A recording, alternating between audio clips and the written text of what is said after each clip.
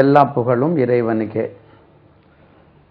இந்த சிடி, அதாவது 32வது சிடி. இந்த சிடியில் நம்ம பார்க்க போவது சென்டென்ஸ் பேட்டர்ன். இந்த சென்டென்ஸ் பேட்டர்ன் சொல்கிறது பெரிய ஒரு ஸ்கூல் லைஃப்லேயே சொல்லி கொடுத்துட்டே இருப்பாங்க. சென்டென்ஸ் பேட்டர்ன் அது கேட்டாலே எரிச்சலாக இருக்கும். நான் இந்த ஒரு சிடியில் உங்களுக்கு அந்த சென்டென்ஸ் பேட்டர்ன் மாத்திரம் ஒரு சிடியில் கொடுக்குற மாதிரி பார்ப்போம். அப்போ இதில் உள்ள விஷயங்கள், இனிமேல் நீங்கள் அந்த சென்டென்ஸ் பேட்டர்னில் வரக்கூடிய எந்த விஷயம் வந்தாலும் பயப்படவே கூடாது. அந்த மாதிரி அந்த விதத்தில் இதை பார்ப்போம். முதல்ல சப்ஜெக்ட் வேர்ப் சென்டென்ஸ் பேட்டர்னா என்ன முதல்ல பார்ப்போம்.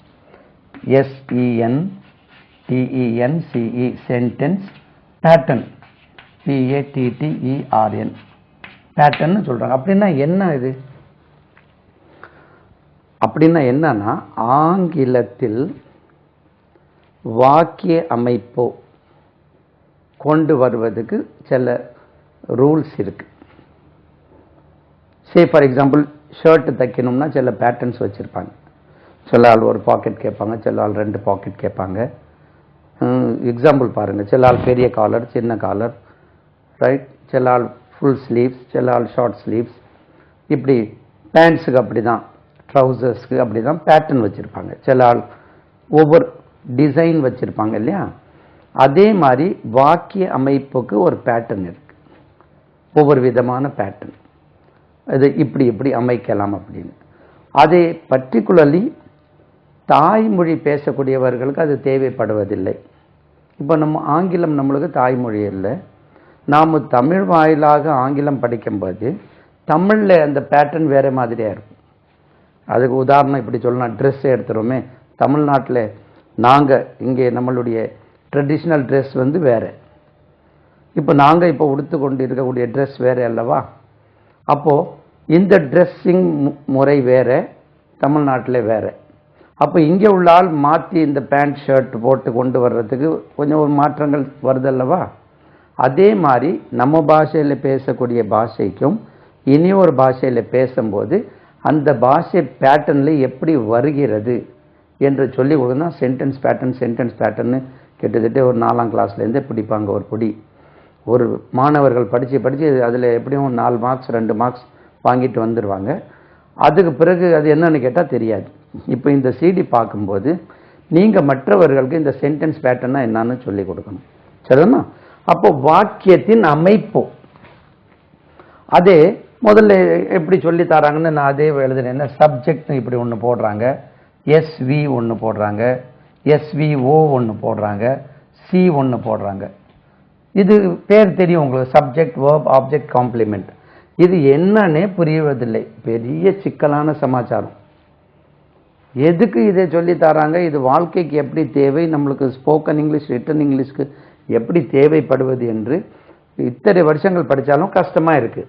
அப்போது நான் முடிந்த வரை இதை எக்ஸ்பிளைன் பண்ணுறேன்.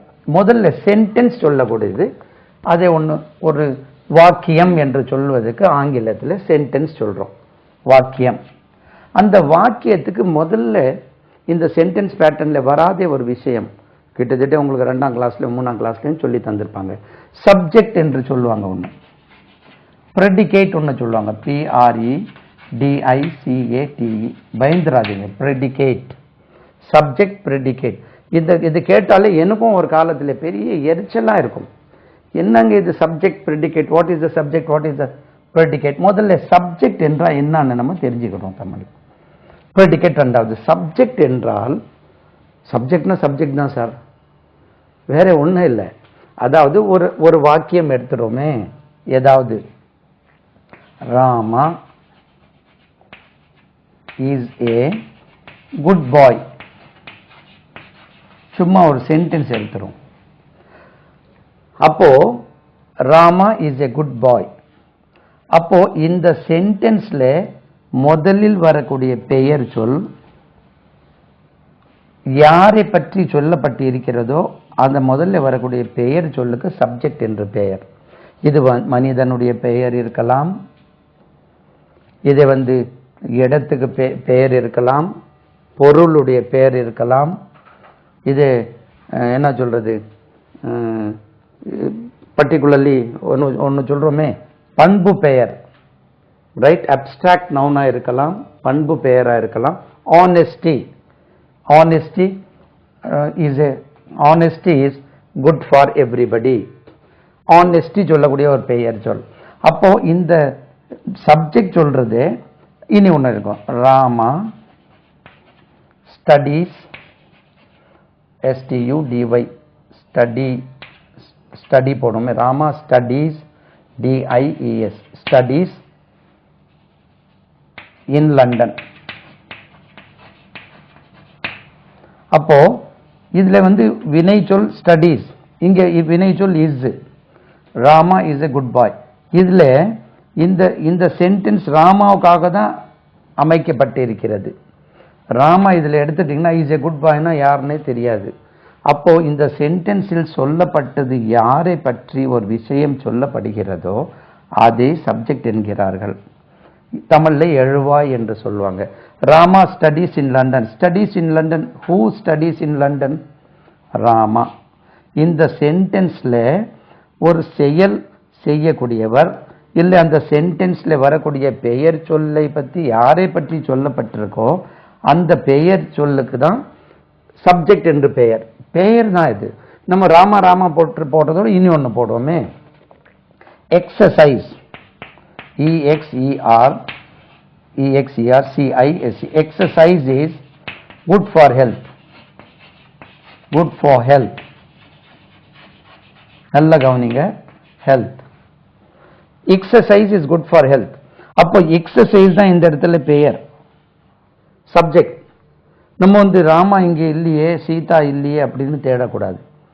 சார் சப்ஜெக்ட்னா என்னன்னா இந்த எக்ஸசைஸ் உடற்பயிற்சி நம்மளுடைய உடல் நலத்திற்கு நல்லதாக இருக்கிறது.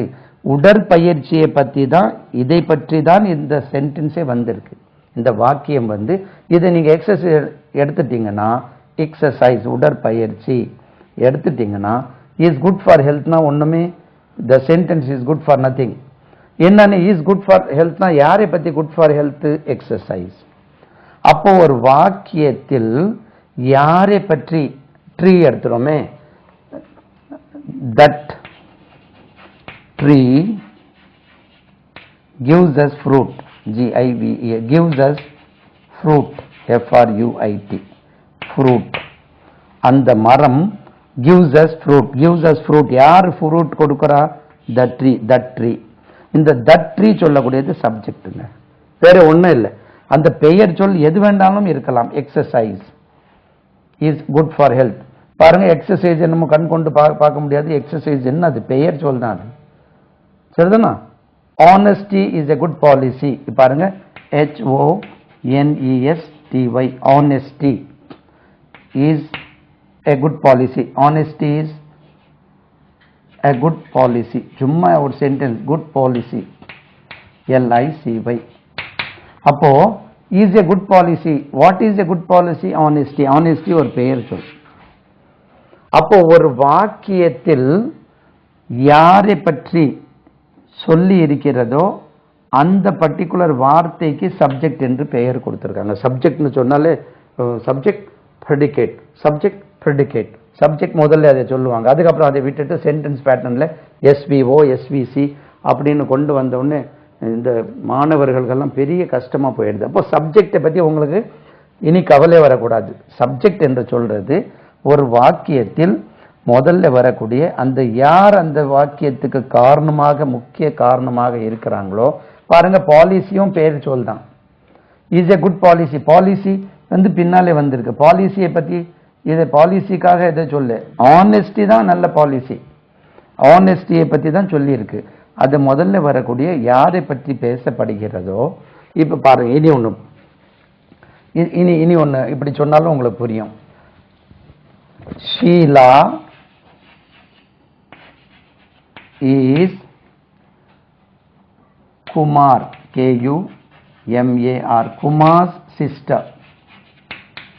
நல்ல கவனிங்க, குமார் சொல்றதும் ஒரு பெயர் சொல் தான், சிஸ்டர் சொல்றதும் ஒரு பெயர் சொல் தான். அப்போ ஷீலா இஸ் குமார் சிஸ்டர், இங்கேயும் ஒரு பெயர் இருக்கு. சிஸ்டர் சொல்றதும் ஒரு பெயர் தான். சிஸ்டர், பிரதர் எல்லாம் பெயர் தானே, அது காமன் நவுன். ரைட். அப்போ நல்ல கவனிங்க. இப்போ ஷீலா எடுத்துருங்க. இஸ் குமார் சிஸ்டர்னா ஹூ இஸ் குமார் சிஸ்டர்? அப்போ குமார் வந்தாலே குமார் சப்ஜெக்ட் இல்லை. அப்போ இந்த ஷீலா நீங்க எடுத்துட்டீங்கன்னா அதுக்கு மீனிங் குமார் எடுத்துடுங்க. ஷீலா இஸ் ஏ சிஸ்டர் வந்துடும். அப்போ ஷீலாவை பத்தி தான் சொல்லியிருக்கோம். Sheela is Kumar sister. அப்போ ஷீலாவை பத்தி தான் ஷீலா யார் என்று நம்மளுக்கு சொல்லி கொடுக்குது. அப்போ அதனாலே இதுக்கு சப்ஜெக்ட். இந்த சப்ஜெக்ட் இல்லாமல் ஒரு வாக்கியம் அமைக்கவே முடியாது. ரைட். அது எக்ஸெப்ஷன் கேஸ் இருக்கு.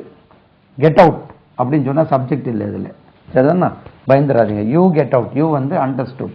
அப்போ சப்ஜெக்ட் சொல்லக்கூடியது சப்ஜெக்ட் ப்ரெடிகேட், PREDICATE. இது ஏன் நான் இதை சொல்லி ஆரம்பிக்கிறேன்னா சென்டென்ஸ் பேட்டர்னுக்கு முதல்ல இதை தெரிஞ்சுக்கணும். Subject predicate SVO SVC. அப்போ இங்க எடுத்துரும். அப்போ ஏற்கனவே ஏதாவது ஒரு சென்டென்ஸ் எடுத்துருமே. Kumar writes 10 letters. WRITES, writes 10 letters. 10 letters. Kumar 10 கடிதங்கள் எழுதுகிறான். இப்போ சப்ஜெக்ட் உங்களுக்கு கண்டுபிடிச்சாச்சு, குமார் தான். லெட்டரும் வேர்ப் தான், சப்ஜெக்ட் என்ன பெயர் சொல் தான். அதனால லெட்டர்ஸ் சப்ஜெக்ட் ஆகாது. ஏன்னா குமாரை பத்தி தான். குமார் என்ன செய்கிறான்? 10 கடிதங்கள் எழுதுகிறான். அப்போ குமாரை பத்தி தான் இந்த சென்டென்ஸ் அவ்வளோ. இந்த குமார் போக மீதி எவ்வளோ இருக்கோ எல்லாமே ப்ரெடிகேட் என்று அர்த்தம். குமாரை பற்றி என்னெல்லாம் Kumar rights 10 letters, EVER, every day at 6 o'clock. இப்படி சென்டென்ஸ் இருந்தா இது அவ்வளவுமே ப்ரெடிகேட். இது அவ்வளவுமே குமாரை பத்தி சொல்லப்பட்டிருக்கிறது. குமார் பெயர் சொல் போக சப்ஜெக்ட் போக மீதி எவ்வளவு வருதோ அவ்வளவுமே ப்ரெடிகேட்னு சொல்றது. இவ்வளவுதாங்க subject predicate, subject predicate, subject predicate. Subject சொல்லக்கூடியது அந்த சென்டென்ஸ்ல வரக்கூடிய கர்த்தா, காரியம் செய்யக்கூடியவர். முதல்ல வரக்கூடிய பெயர் சொல் அவரை பத்தி. Sheela is beautiful. பாருங்க, ஷீலா. ஏன் சார் சும்மா ஷீலா வைப்பா? Sheela is beautiful, BEAUTI, beautiful. Spelling check பண்ணிடுங்க. Sheela is beautiful. ஷீலா தான் சப்ஜெக்ட். ஷீலா தான். Who is beautiful? Sheela is beautiful. யாரை பத்தி பேசியிருக்காங்க? ஷீலா. இங்க பாருங்க, Sheela, Sheela and Sheela and Mary are beautiful. அப்ப இதுதான் சப்ஜெக்ட். இது ரெண்டும் ஒன்னாயிட்டு. இது தனியா எடுத்துடக்கூடாது. இவங்களை பத்தி ஆர் பியூட்டிஃபுல். இவங்க 2 பேர் பியூட்டிஃபுல்லா இருக்காங்க. அப்ப இது ரெண்டுமே சப்ஜெக்ட் தான். அப்ப நீங்க சப்ஜெக்ட். அப்போ ஆர் பியூட்டிஃபுல் ப்ரெடிகேட்.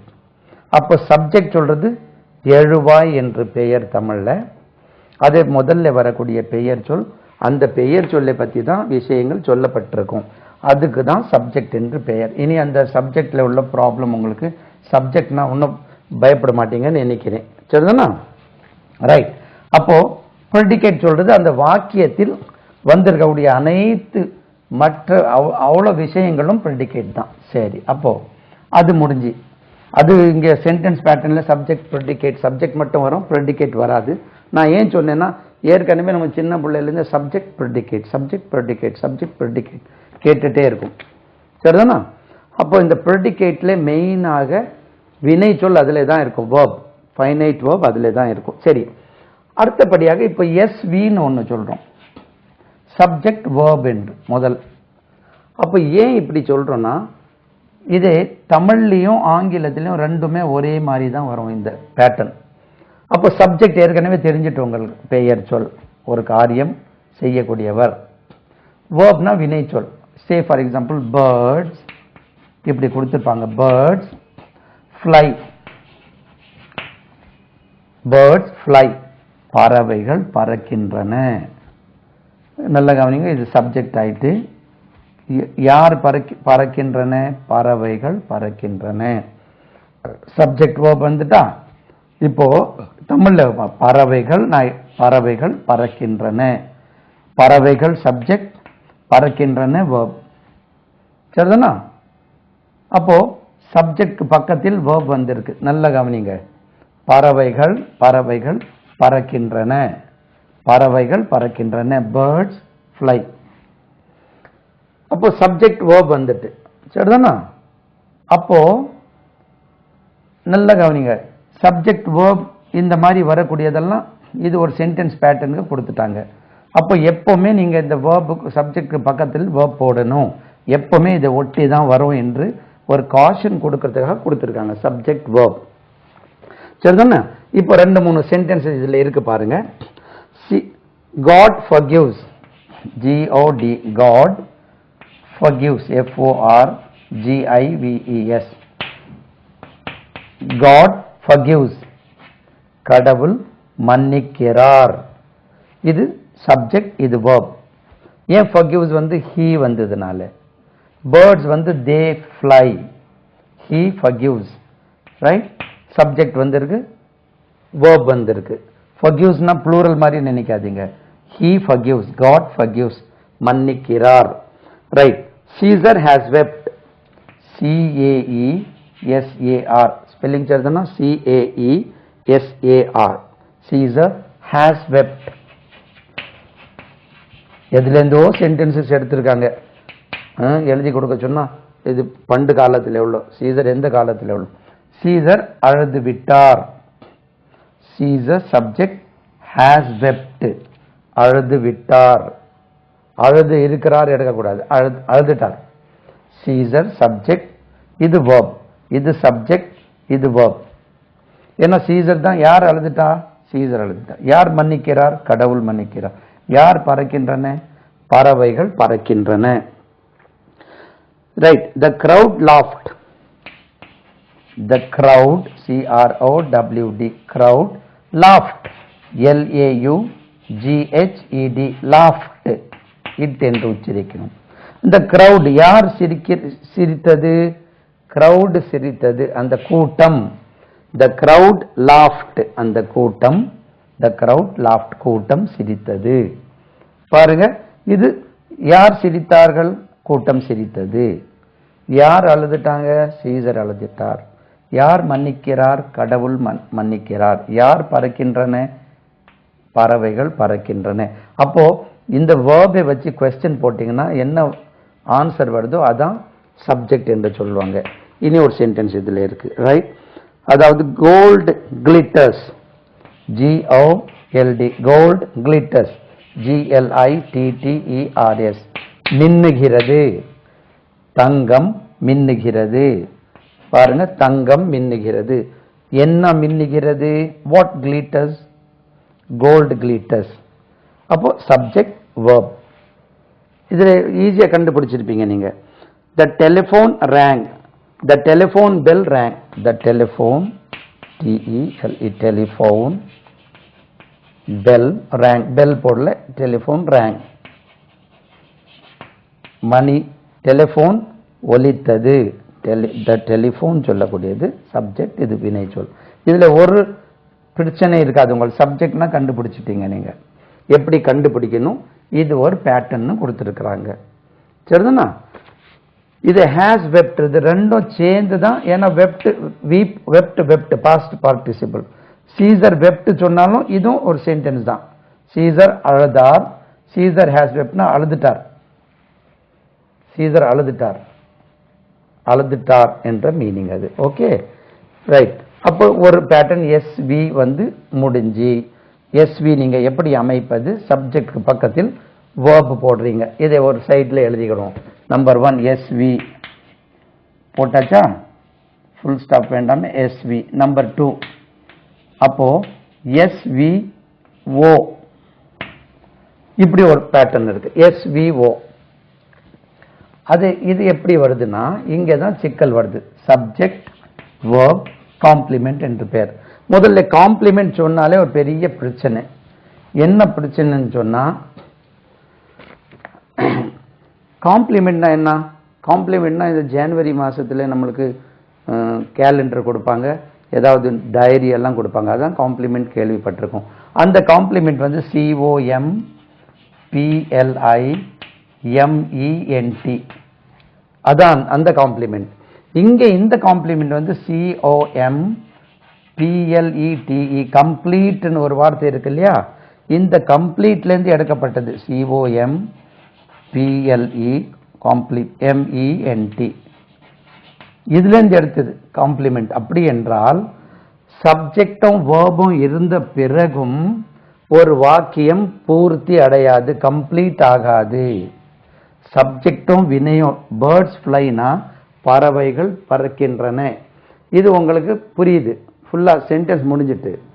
அப்போ சில இடங்களில் சப்ஜெக்டும் வேர்பும் போட்டாலும் கூட அந்த சென்டென்ஸ் வந்து கம்ப்ளீட் ஆகாது, பூர்த்தி ஆகாது. அந்த வார்த்தை என்ன காம்ப்ளிமெண்ட், எந்த வார்த்தை வருதோ அந்த வார்த்தை வந்து பெயர் சொல்லா இருக்கலாம், பெயர் உரி சொல்லா இருக்கலாம், நவுனாக இருக்கலாம், ஆட்வர்பாக இருக்கலாம், பெயர் உரி சொல் ஆட்ஜெக்டிவாக இருக்கலாம், ஆட்வர்ப் வினை உரி சொல்லாக இருக்கலாம். அப்போ என்ன இருக்கும்னு சொல்ல முடியாது, காம்ப்ளிமெண்ட்டுக்கு எது வேணாலும் வரும். அப்போ அந்த வாக்கியம் அது எப்படி சார் இப்போ எழுதுற வரைக்கும் உங்களுக்கு அது புடி கிடைக்காது. எப்படி சப்ஜெக்ட் வேர்ப் ஆப்ஜெக்ட், ஆப்ஜெக்ட்னு போட்டிருக்காங்க, நான் காம்ப்ளிமெண்ட்டுக்கு வந்துட்டேன்னா அவங்க கொடுத்துருக்குது ஆப்ஜெக்ட்ல வந்துட்டாங்க, நான் இங்கே கொடுத்துட்டேன் காம்ப்ளிமெண்ட்டுக்கு வந்துட்டேன் நான் ரெண்டாவது. அப்போ திஸ் லெசன் இஸ் இன்ட்ரெஸ்டிங், இங்க பாருங்க, this lesson is interesting, REST, interesting, interesting, INTERESTING, interesting. இது வந்து இஸ் இன்ட்ரெஸ்டிங், ஆக்சுவலி இது வேர்ப் ஆகும். இதுல கொடுத்துருக்காங்க இந்த சென்டென்ஸ், நம்ம வேர்பே எடுத்துக்கலாம் டைரக்டா. இது this lesson is very big, very interesting அப்படி போடலாம், very interesting is very big. அப்போ இந்த மீனிங் என்ன, this lesson is very big. நல்ல கவனிங்க, திஸ் லெசன் தெரிஞ்சிட்டு உங்களுக்கு, is very big, which is very big, this lesson இந்த பாடம் மிகவும் பெரியதாக இருக்கிறது. அப்போ this lesson is very big. நல்லா பாருங்க, இது சப்ஜெக்ட், இது இஸ் சொல்றது verb, be form of verb, இருக்கிறது, இந்த பாடம் இருக்கிறது, சப்ஜெக்டும் இருக்கு வேர்பும் இருக்கு. சென்டென்ஸ் திஸ் லெசன் இஸ்னா அந்த பாடம் இருக்கிறது, மீனிங் முடியல. அப்போ வெரி பிக் என்று ஒரு ரெண்டு வார்த்தைகள் சேர்த்தா வெரியே எடுத்துருவோமே, திஸ் லெசன் இஸ் பிக், அப்பதான் ஈஸியா புரியும் உங்களுக்கு. என்ன சார் ரெண்டு வார்த்தைகள், திஸ் லெசன் இஸ் பிக், அப்போ இப்போ சொன்னேன் அட்ஜெக்டிவா வரும். அப்போ இந்த பாடம் பெரியதாக இருக்கிறது, இந்த பாடம் இருக்கிறது, இந்த பிக் போட்டாதான் இந்த சென்டென்ஸ் முடிவடைகிறது. இதுக்குள்ள அர்த்தம் புரியுது. This lesson is big, this lesson இஸ்னா இந்த பாடம் இருக்கிறது, சப்ஜெக்டும் இருக்கு வேர்பும் இருக்கு, இருந்த பிறகும் இந்த சென்டென்ஸ் கம்ப்ளீட் ஆகவில்லை. பிக் என்ற வார்த்தை போட்டாதான், காம்ப்ளிமெண்ட் என்ற ஒரு வேர்டு போட்டாதான் கம்ப்ளீட் ஆகுது. ஸோ இது சப்ஜெக்ட் வேர்ப் காம்ப்ளிமெண்ட் இருக்கு. இது ஒரு பேட்டர்ன். இந்த பாடம் பெரியதாக இருக்கிறது. ஆங்கிலத்தில் இது இப்படி வந்திருக்கா, தமிழ்ல பாருங்க, இந்த பாடம் பெரியதாக இருக்கிறது. நல்ல கவனிங்க, ப்ராப்ளம் எதுக்காக இது வந்ததுன்னா, நீங்க தமிழ்ல சொன்னா இந்த பாடம் திஸ் லெசன் பெரியதாக, பிக் இஸ் பின்னாலே போகுது. ஐயா உங்க பாஷையில இந்த பாடம் பெரியதாக இருக்கிறதுன்னு நீங்க சொல்றீங்க இல்லையே, திஸ் பாடம் திஸ் லெசன், இந்த பாடம் திஸ் லெசன் பெரியதாக ரெண்டாவது வந்திருக்கு, மூணாவது இங்க வந்திருக்கு, இருக்கிறது தான் ரெண்டாவது வந்துட்டு இங்கிலீஷ்ல, ரைட். அப்போ இங்கிலீஷ்ல வந்து 1 2 3, இங்க என்ன வந்திருக்கு 1 3 2. அப்போ நீங்க இது போல இந்த பாடம் பெரியதாக இருக்கிறது, திஸ் லெசன் பிக் ஈஸ் என்று வந்துடக்கூடாது. உங்களுடைய பாஷையிலிருந்து தாய்மொழியிலிருந்து மாற்றும் போது உங்களுக்கு இந்த பிரச்சனை வரக்கூடாதுன்னா இதை சொல்லி கொடுக்காங்க. அதை நம்ம விட்டுட்டு எதுக்கு வந்ததே தெரியாது. தமிழ்ல இந்த பாடம் பெரியதாக இருக்கிறது. அப்போ ஆங்கிலத்தில் திஸ் லெசன் பிக் ஈஸ் சொல்லலையே, உங்களுக்கு சொல்லணும் இந்த பாடம் பெரியதாக இருக்கிறது, மிக மிக பெரியதாக இருக்கிறது. இங்கே ஆங்கிலத்தில் this lesson very very big is அப்படி சொல்வீங்களா? அப்போ அப்படி இல்லையே. ஆங்கிலத்தில் திஸ் லெசன் இஸ் பிக். நீங்க இதை தமிழ்ல டிரான்ஸ்லேஷன் பண்ணும்போது இந்த பாடம் இருக்கிறது பெரியதாக, அப்படி இல்லையே. உங்க பாஷையில இந்த பாடம் பெரியதாக இருக்கிறது. இதே மாதிரி நீங்க ஆங்கிலத்தில் சொல்லிடக்கூடாதுன்னு ஆங்கில சப்ஜெக்ட், ஆங்கில அந்த வாக்கியத்தின்படி இப்படிதான் வரும். சப்ஜெக்ட் முதல்ல வரும், வேர்ப் ரெண்டாவது, வினை சொல் ரெண்டாவது வரும், அந்த காம்ப்ளிமெண்ட் சொல்லக்கூடியது பின்னாலே தான் வரும் என்று சொல்லி கொடுக்க தான் இதை சொல்லி கொடுக்காங்க. இதை விட்டுட்டு நீக்கிட்டு இதை சென்டென்ஸ் பேட்டர்ன் எஸ்விஓ எஸ்விசி அப்படி சொன்னா மக்கள் எப்படி புரிஞ்சுக்கிடுவாங்க? பிள்ளைகள் வரக்கூடிய தமிழ் மீடியம் மாணவர்களுக்கு ஒரு பிரச்சனை இருக்குமா இருக்காதா? சார் இந்த பாடம் பெரியதாக இருக்கிறது, திஸ் லெசன் பிக் இஸ் அப்படியெல்லாம் சொல்லணும். ஆமா, தமிழ்ல நீங்க இப்படி சொல்லுவீங்க, ஆங்கிலத்தில் அப்படி சொல்லிடக்கூடாது. ஆங்கிலத்தில் இந்த சப்ஜெக்ட் பக்கத்தில், பெயர் சொல்லுக்கு பக்கத்தில், வினை சொல் பக்கத்தில் வந்துடும், மீதி உள்ளது பின்னாலே தான் வரும் என்று இப்போ உங்களுக்கு புரிஞ்சிருக்கும்னு நினைக்கிறேன். சரிதானா? ரைட். இப்போ இனி ஒரு 2-3 சென்டென்சஸ் பார்த்தா உங்களுக்கு கிளியரா புரிஞ்சிடும். Right. Brutus is an honorable man. எல்லாம் பழைய காலம். she is a doctor. she is a doctor. doctor பாருங்க. அதே மாதிரி அவள் இருக்கிறாள் ஒரு doctor. she is a doctor. she பெயர் சொல், அதாவது பிரதி பெயர் சொல், ஏதோ ஒரு பொம்பளைக்கு பேர். she is a doctor. ஆள் தெரியாதனாலே she சொல்றோம். is வினை சொல், is இருக்கு, பெயர் சொல் இருக்கு, சப்ஜெக்ட் இருக்கு, verb இருக்கு, சென்டென்ஸ் கம்ப்ளீட் ஆகல. a doctor போட்ட பிறகுதான் உங்களுக்கு அந்த சென்டென்ஸ் கம்ப்ளீட் ஆகுது. அதனாலே இதை காம்ப்ளிமெண்ட் என்று சொல்றாங்க. இதை போட்டாதான் அந்த சென்டென்ஸ் கம்ப்ளீட் ஆகுது, வேற ஒன்றும் இல்லை. இதை காம்ப்ளிமெண்ட்னா பயந்துராதீங்க. சப்ஜெக்டும் பெயர் சொல்லும் எழுவாயும் வினை சொல்லும் இருந்த பிறகும் அந்த சென்டென்ஸ் பூர்த்தி ஆகாமல் இருந்தால் அதில் பயன்படுத்தக்கூடிய வார்த்தைகளுக்கு தான் அவங்க காம்ப்ளிமெண்ட் சொல்றாங்க. மூணாவது எடுத்துரும், தமிழ்ல எடுத்துரும். அவள், நல்லா கவனிங்க, ஒரு மருத்துவ டாக்டரே எழுதணும். டாக்டராக இருக்கிறாள். நல்ல கவனிங்க, அவள் ஒரு டாக்டராக இருக்கிறாள். அப்படி வரும்போது she a doctor is அப்படின்னு நீங்க அமைச்சிடக்கூடாது. பாத்தீங்களா? உங்க தமிழ் பாஷையில அவள் ஒரு டாக்டராக இருக்கிறாள், she a doctor is என்று நீங்க எழுதிடக்கூடாதுன்னு உங்களுக்கு காஷன் கொடுக்கறாங்க. ஐயா, உங்களுடைய பாஷையில இருக்கிற மாதிரி இதை செஞ்சிடாதீங்க. இந்த பாஷையில இந்த பேட்டர்ன் இப்படி தான் வரும், இஸ் இங்கே வரும். நீங்க இதை டிரான்ஸ்லேட் பண்ணா அவள் இருக்கிறாள் ஒரு மருத்துவச்சி, அவள் இருக்கிறாள் ஒரு டாக்டர். அப்படி நீங்க தமிழ்ல அப்படி சொன்னா உங்களை சிரிப்பாங்க. தமிழ்ல அவள் இருக்கிறாள் ஒரு டாக்டர்னு சொன்னா தமிழ்ல சிரிக்க மாட்டாங்களா? அதே மாதிரி ஆங்கிலத்தில் நீங்க இது she a doctor isன்னு சொன்னா இங்கிலீஷ்காரன் சிரிப்பான். அவங்க கணக்கு பிரகாரம் இப்படி தான் வரும்.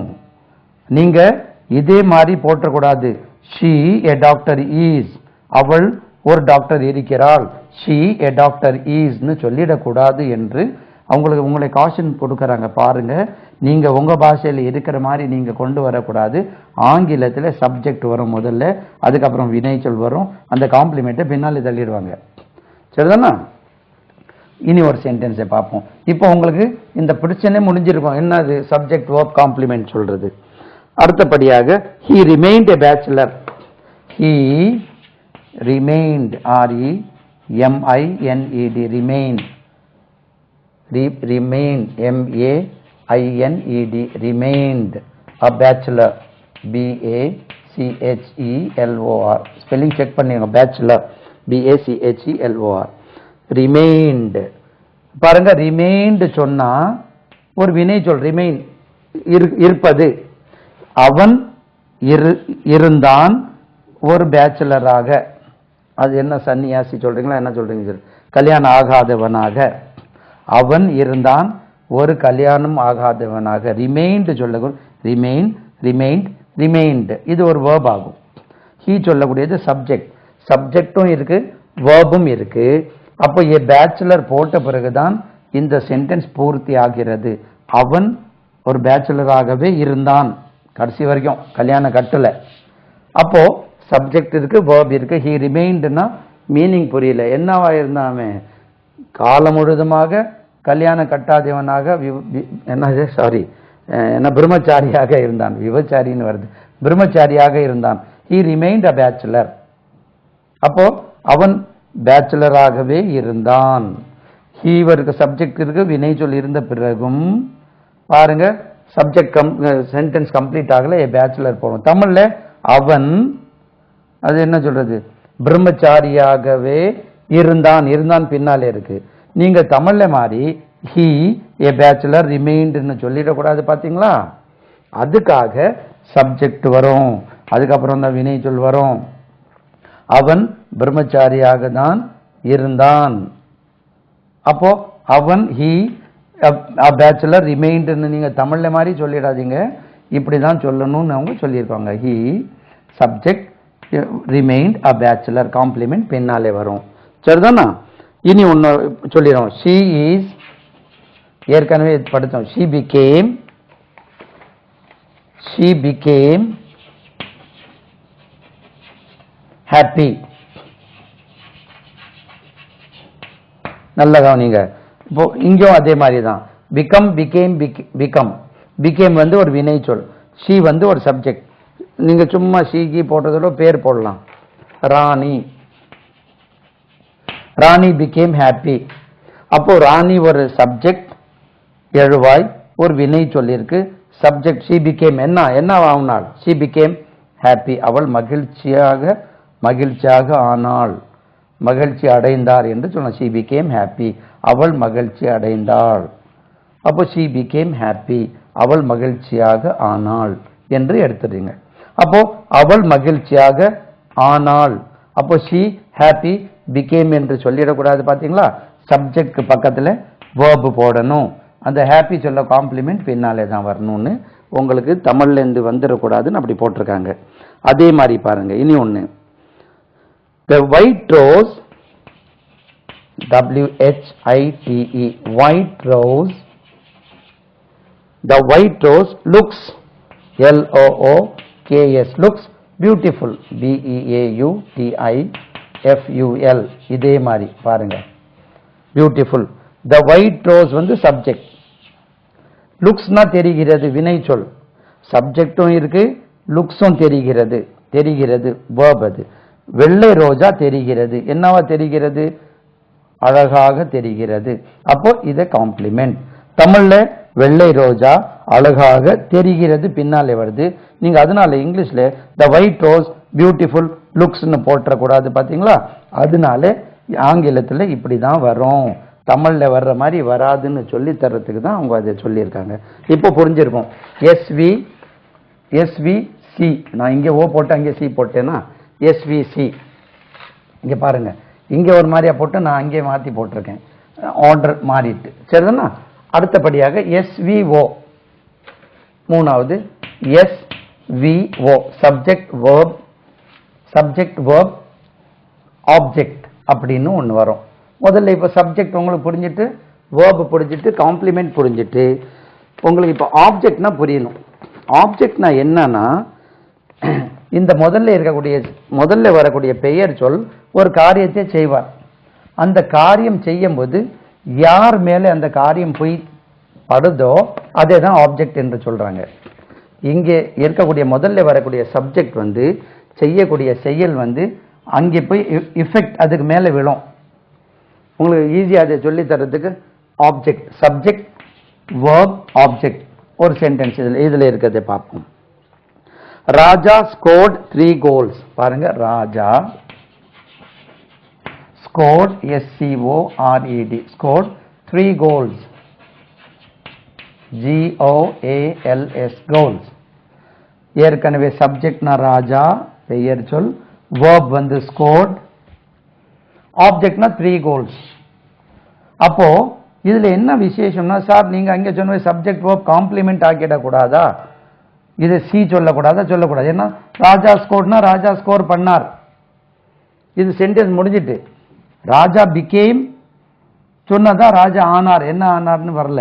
ராஜா ஈஸ்னா ராஜா இருக்கிறார், கம்ப்ளீட் ஆகல. இது சென்டென்ஸ் கம்ப்ளீட் ஆயிட்டு. ராஜா ஸ்கோர்ட் என்ன 3 கோல்ஸ், 3 கோல்கள் அடைத்தார். இது அந்த 3 கோல் அடைத்தார் சொல்றதுக்கு இது ஆப்ஜெக்ட் சொல்றோம். ஏன் ஆப்ஜெக்ட் சொல்றோம்னா ராஜாவுடைய செயல் கோல் மேலே படுகிறது. இது பாசிவ் வாய்ஸ் மாத்திடலாம். 3 goals were scored by Raja. Raja என்ன செய்தார்? 3 கோல் அடித்தார். ராமா killed ராவணா. ராமா யாரை கொன்றார்? ராவணனை கொன்றார். யாரை, எதனை என்ற ரெண்டுல ஒரு பதில் அது ஆப்ஜெக்ட் ஆகும். சரிதானா? கூட ஒரு எக்ஸாம்பிள் பார்ப்போம்.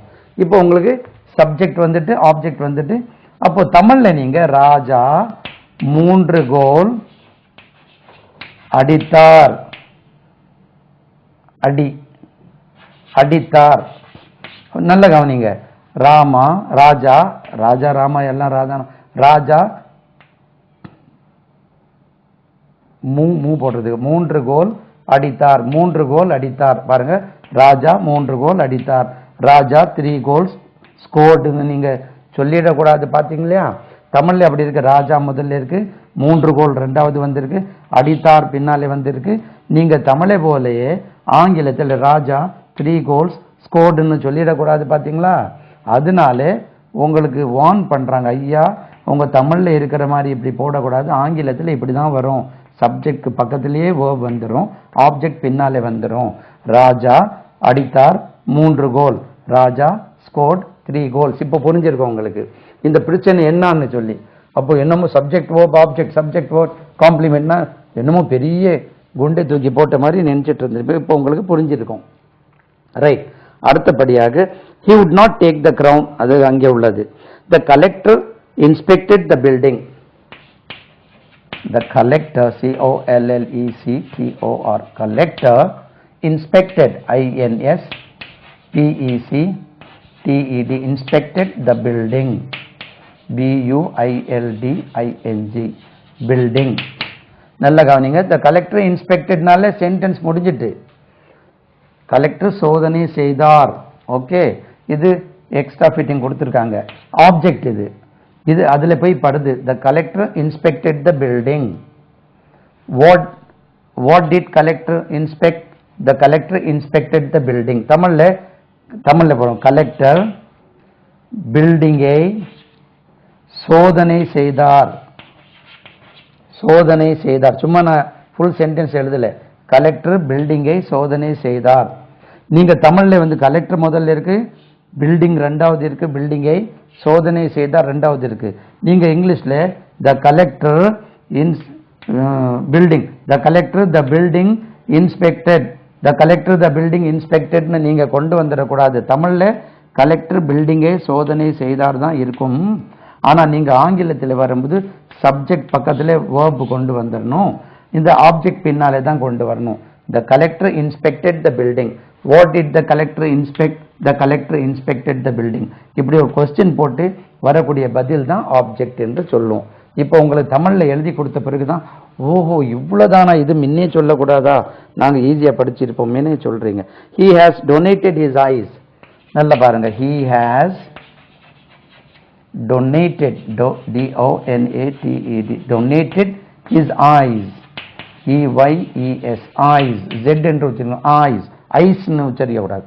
he has donated his eyes. அப்போ he subject, has donated ரெண்டும் சேர்த்து தான் verb. ரைட். டொனேட் செய்திருக்கிறான். ரைட். அவருடைய கண்கள் டொனேட் செய்திருக்கிறார். தமிழ்ல எப்படி வரும்? அவருடைய கண்களை டொனேட் செய்திருக்கிறார், தானம் செய்திருக்கிறார். தமிழ்ல எப்படிதான் வரும்? அவருடைய கண்களை தானம் செய்திருக்கிறார், தானம் செய்து விட்டார். நீங்க தமிழ்ல மாதிரியே his eyes donated, has donated னு சொல்லிடக்கூடாது. பாத்தீங்களா? அதனால அப்ப அவருடைய கண்களை நான் ஃபுல்லா எழுதல, தானம் செய்து விட்டார். இதே மாதிரி his eyes அவருடைய கண்களை he his eyes donated-னு சொல்லிடக்கூடாதுன்னு. அப்பா தமிழ்ல மாதிரி இல்லை, ஆங்கிலத்தில் இப்படி தான் வரும். சப்ஜெக்ட் முதல்ல வரும், verb ரெண்டாவது வரும், ஆப்ஜெக்ட் பின்னாலே வரும். இது ஆப்ஜெக்ட்னு கண்டுபிடிக்கிறது. what did he he has donated. what has he donated? he has donated his eyes. what has he donated? he has donated his eyes. அவர் என்ன தானம் செய்திருக்கிறார்?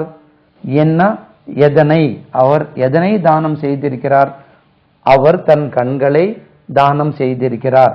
இது ஆப்ஜெக்ட். அப்போ சப்ஜெக்ட்னு புரிஞ்சிட்டு, வினை சொல் புரிஞ்சிட்டு, இது ஆப்ஜெக்ட். இப்போ கிளீனா புரிஞ்சிருக்கும் உங்களுக்கு. இனி ஒரு சென்டென்ஸ் இருக்கு, right? Brutus stabbed Caesar. BRU. Brutus spelling சொல்லுதுன்னா Brutus stabbed STABBED stabbed Caesar CAESAR Caesar. அப்போ Brutus சீசரை குத்தினார். குத்தினார். நல்லா பாருங்க, தமிழ்ல எப்படி வரும்? Brutus சீசரை குத்தினார். நீங்க Brutus சீசர் ஸ்டாப்னு சொல்லிடக்கூடாது. பார்த்தீங்களா? ஆங்கிலத்தில் சப்ஜெக்ட் முதல்ல வரும், அந்த செயல் செய்யக்கூடிய ஆள் சப்ஜெக்ட் வரும், ரெண்டாவது வினை சொல் வரும், அந்த ஆப்ஜெக்ட் பின்னாலே போறோம். whom did Brutus stab? whom did Brutus stab? the Brutus stabbed Caesar. Answer வந்துட்டு பாத்தீங்களா? அப்போ யாரை? Brutus யாரை குத்தினார்? Brutus சீசரை குத்தினார். இது ஆப்ஜெக்ட். அப்போ இது சப்ஜெக்ட், இது ஆப்ஜெக்ட். சரிண்ணா? நம்மளுடைய எக்ஸாம்பிள் எடுப்போம். குமார்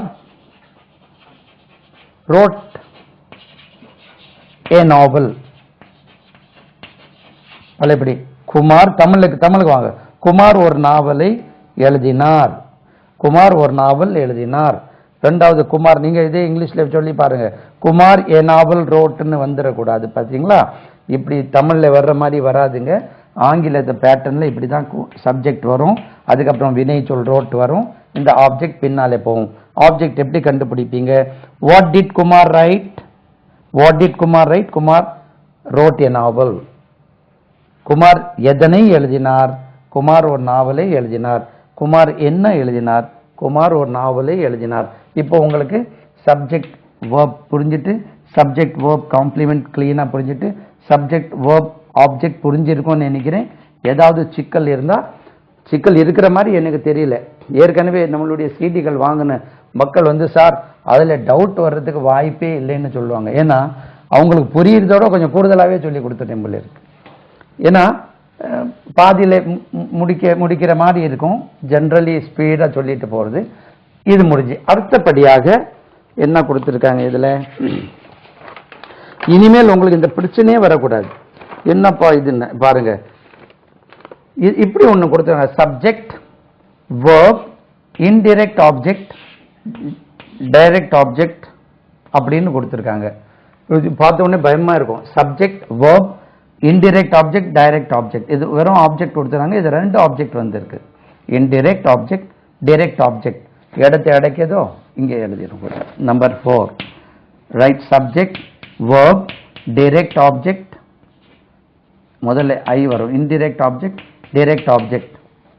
இதை இப்படி போடுறதுனா நல்லா ஈஸியா இருக்குமே. IO DO. இப்போ கொஞ்சம் ஈஸியா இருக்கு. Number 4, subject, verb, indirect object, direct object. அப்போ இது என்னன்னா, you lend me your ears. Sentence இப்படி இருக்கு. Subject, verb, indirect object, direct object. இப்படி பார்த்தோம்னே ஒரே பயமா இருக்கும். என்னப்பா இது இப்படி கஷ்டப்படுத்துறாங்கன்னு. You lend me your ears அதை கொடுத்துருக்காங்க. You lend. இது கஷ்டமான சென்டென்ஸ் இப்படி கொடுக்கறதோட கொஞ்சம் ஈஸியா கொடுக்கலாம் இல்லையா? he gave her a beautiful bouquet. he gave her a beautiful bouquet. BOUQUET bouquet. உச்சரி பாருங்க. bouquet BOUQUET bouquet. அப்போ he gave her a beautiful bouquet. beautiful bouquet. அப்போ இது எப்படி டைரக்ட் ஆப்ஜெக்ட், இன்டைரக்ட் ஆப்ஜெக்ட் சொல்றாங்கன்னா, he சப்ஜெக்ட் புரிஞ்சிட்டீங்க, gave வந்து verb வந்துட்டு அப்போ இந்த her வந்து indirect objectனு சொல்லியிருக்காங்க. ஏன்னா இதை நீங்க நீக்கிடுங்க. he gave a beautiful bouquet. பாருங்க இது ஆப்ஜெக்ட் வந்துட்டு what did he give? he gave a beautiful bouquet. இது ஆப்ஜெக்ட். அப்போ இது இல்லாமலும் இது டைரக்ட் ஆப்ஜெக்ட் வந்துட்டு இந்த direct object he gave her ன்னு சொன்னா மீனிங்ஃபுல்லா அவன் அவளுக்கு கொடுத்தான். என்ன கொடுத்தான் அதுன்னு வரல. அது இன்டைரக்ட். அவளுக்கு கொடுத்தான். என்ன கொடுத்தான்? பியூட்டிஃபுல் புக்கே.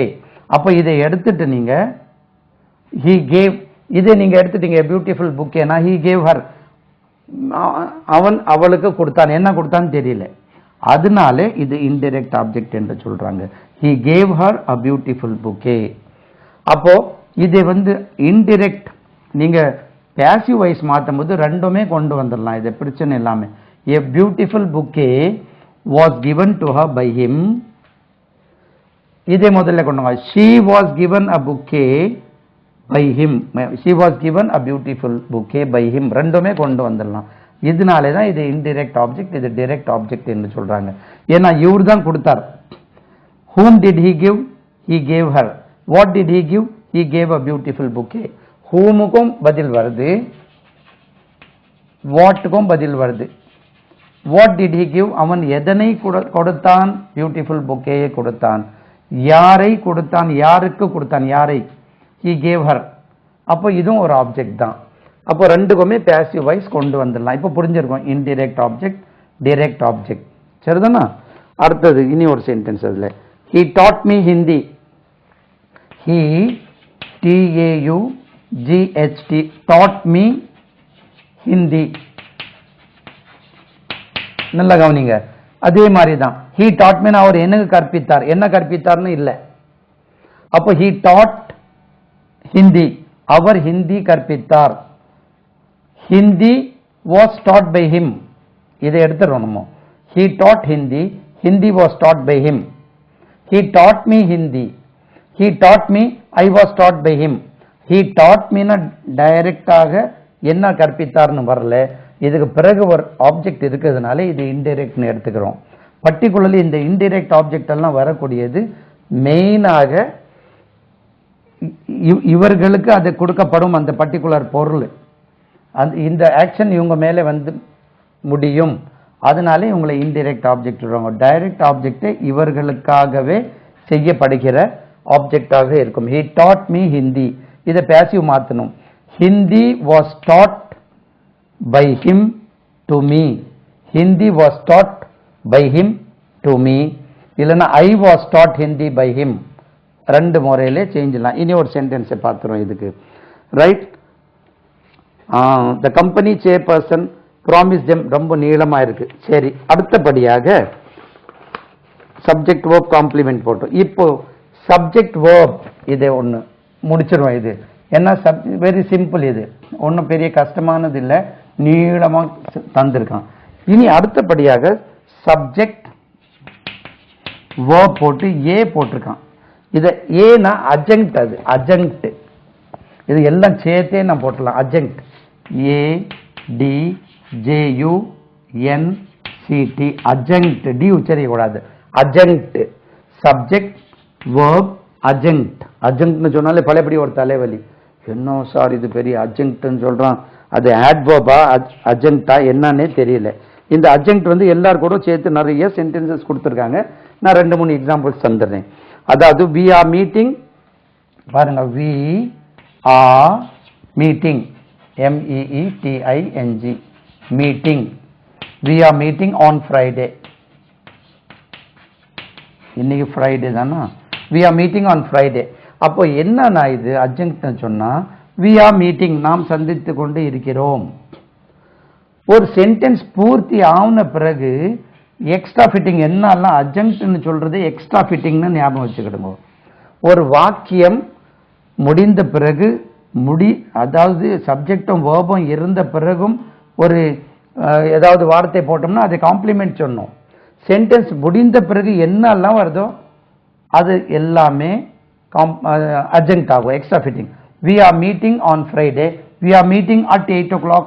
at 8 o'clock 8 o'clock on Friday, CLOCK.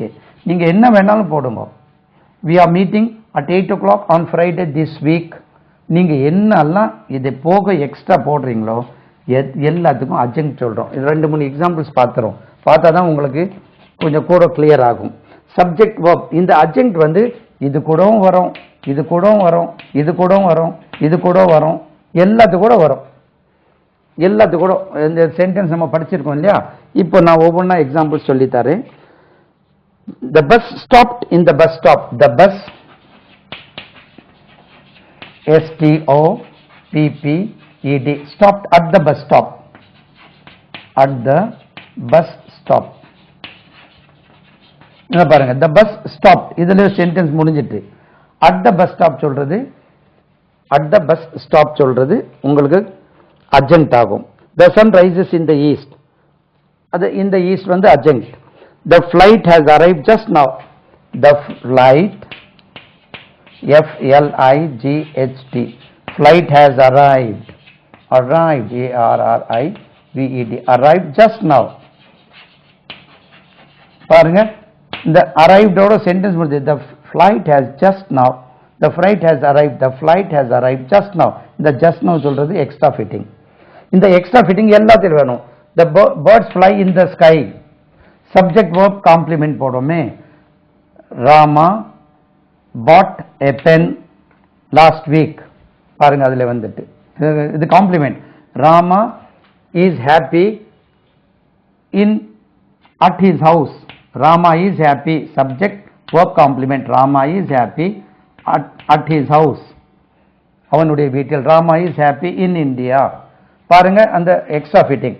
Subject verb object adjunct இது வந்து எல்லாத்துக்கும் கூட வரும். ஒவ்வொன்றா எக்ஸாம்பிள் வேணா அதை பார்த்துரும். கூட ஒரு 5-7 minutes இருக்கு. இது சப்ஜெக்ட் verb ஆப்ஜெக்ட் அது எப்படி வருது பாருங்க. The crowd cheered him lustily. I want silence in the classroom. Everyone enjoyed the show very much. இதை எடுத்துரும். Everyone enjoyed, ENJOYED, enjoyed the show very much, VERY, very much. இங்க கவனிங்க, everyone enjoyed the show இது object. everyone enjoyed the show இது வந்து subject verb object. இது subject everyone, verb object. இது extra fitting. Subject verb object அதுக்கு பிறகு வரக்கூடிய. இங்க பாருங்க, இன்டைரக்ட் ஆப்ஜெக்ட் டைரக்ட் ஆப்ஜெக்ட் பக்கத்துலயும் வந்திருக்கு. இது சும்மா ஒரு எக்ஸாம்பிளுக்கு தான் கொடுக்குறோம். இனி நீங்க கண்டுபிடிக்கும் போது அதை எப்படி கண்டுபிடிக்கிறீங்க? இது ஒரு எக்ஸாம்பிள் பாருங்க. They have given Mala a present on her success. They have given Mala a present on her birthday. On her success, SUCCESS, on her success. இங்க கவனிங்க, they subject, have given verb, Mala indirect object, a present direct object. They have given Mala a present. இது வரைக்கும் முடிஞ்சிட்டு பாருங்க. இது subject, இது verb, இது ரெண்டும் சேர்த்து verb, இது indirect object, இது direct object. இருந்த பிறகும் on her success சொல்லக்கூடியது extra fitting. they have given Mala a present on her success.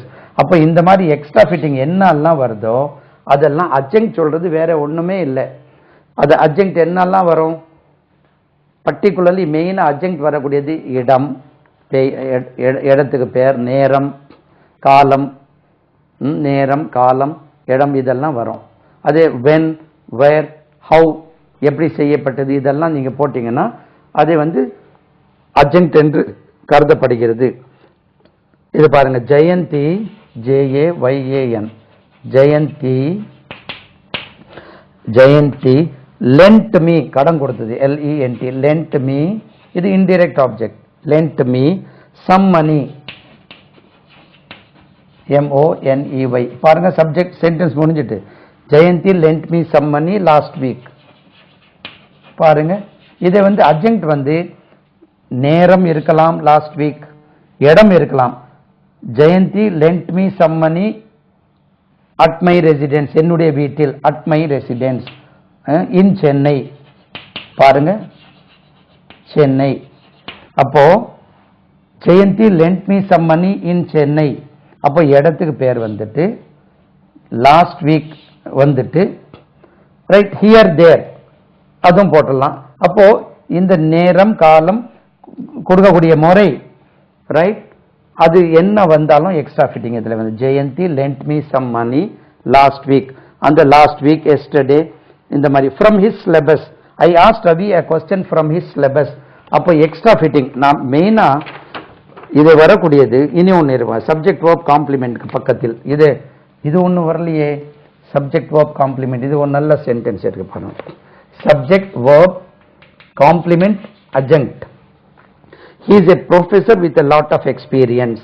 He is a professor. P-R-O-F-E-S-S-O-R.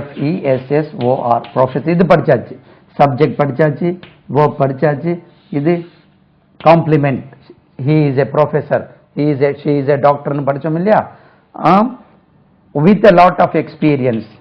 With a lot of experience.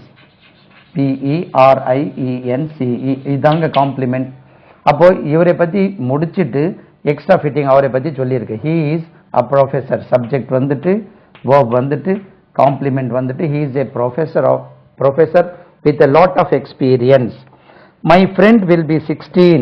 பாருங்க, my F-R-I-E-N-D friend will be. My friend will be னா என்னுடைய friend இருப்பான். My friend will be 16. S-I-X-T-E-N 16 ஆயிடுவான். எப்போ? Next month, அடுத்த மாசம். Next month, அடுத்த மாசம் அவன் 16 வயசு ஆகும் அவனுக்கு. அப்போ எனக்கு 15 right. My friend will be 16. T-E-E-N 16 next month. அப்போ பாருங்க, will be 16 இது complement, will be verb, my friend வந்து subject, verb, complement, next week. இப்போ உங்களுக்கு முடிஞ்சு இல்லையா? இனி ஒன்று, the boy remained a waiter.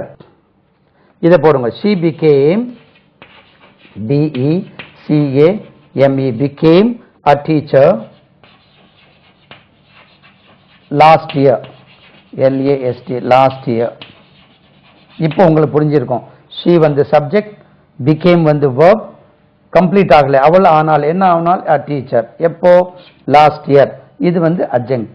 Adjunct சொல்றது வேற ஒரு விஷயம் இல்லை, எல்லாத்துக்கும் கூட வரும் எக்ஸ்ட்ரா ஃபிட்டிங். அதாவது உங்களுடைய சப்ஜெக்ட் சென்டென்ஸ் முடிந்த பிறகும், சென்டென்ஸ் உங்களுக்கு முடிஞ்ச பிறகும் எக்ஸ்ட்ரா ஃபிட்டிங் என்னெல்லாம் வருதோ அதே தான்.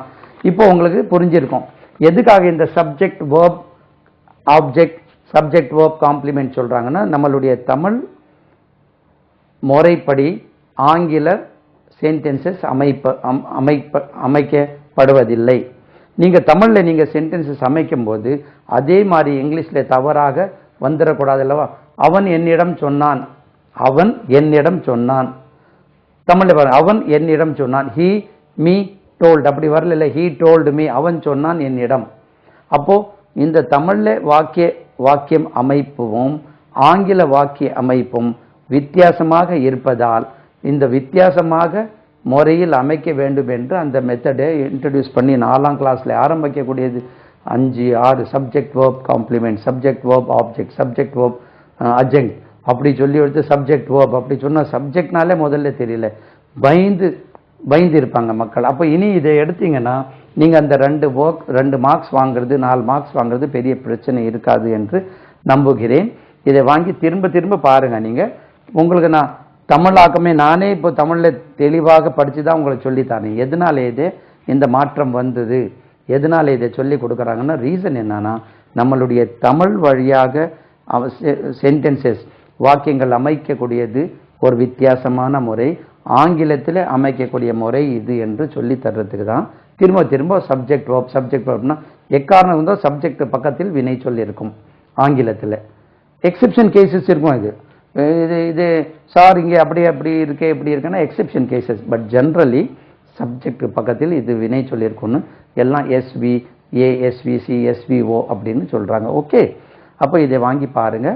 அதுக்கு பிறகு மீதி உள்ள விஷயங்கள் அடுத்த சீடியில் பார்ப்போம். எல்லாம் புகழும் இறைவனுக்கே.